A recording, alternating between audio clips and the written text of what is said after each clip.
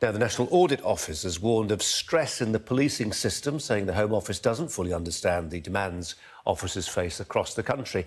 Let's bring in John Apter, the National Chair of the Police Federation of England and Wales, who joins us from that conference in Leicester. John Apter, welcome to you and thanks for your patience in waiting for us to talk about this. Thank you. Good afternoon. To some degree, we're used to organisations like the Police Federation complaining constructively about the want of resources in our police service, but hearing it from the National Audit Office with their forensic accounting puts a different spin on things, doesn't it, really?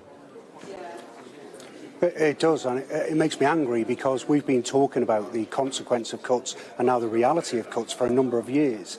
And for a government body, the Audit Office, to now highlight those concerns and say that the Home Office don't really have a true understanding of the impact of cuts is pretty shocking and very damning on the Home Office. So whilst I welcome it, it's incredibly frustrating because we know the crisis that's in policing and it should have been plain for all to see. Sadly, it's been ignored by a government who've shown nothing but contempt for policing.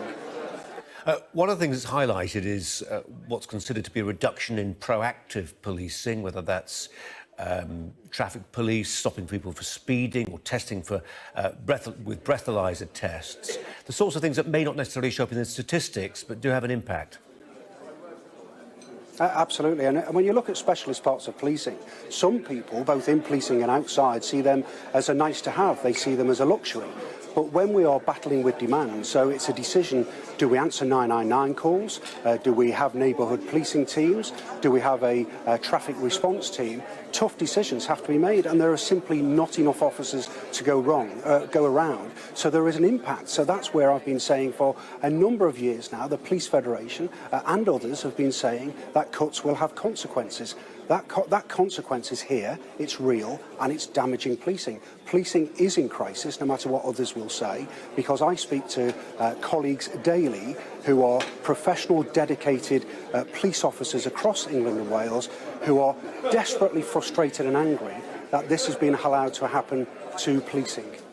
What did you make just over an hour ago when the Metropolitan Police Commissioner, Cressida Dick, just speaking about 20 feet from where you stand, actually, the lectern just over your shoulder there, the presentation she gave, quite candid, but also making the point that it's not just about resources, it's how you manage resources too.